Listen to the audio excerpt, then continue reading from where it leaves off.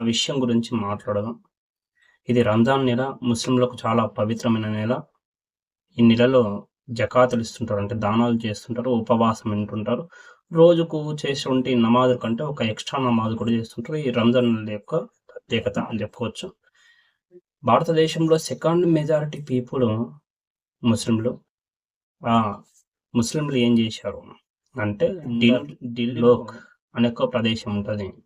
ఒక ఏరియా ఉంటది. ఆ ఏరియాలో ట్రాఫిక్ ఎక్కువగా ఉండే ప్రదేశంలో ముస్లింలు రోడ్డు పైన నమాజ్ చేయడం ఆరంభించారు. ఇది కొత్తేమీ కాదు.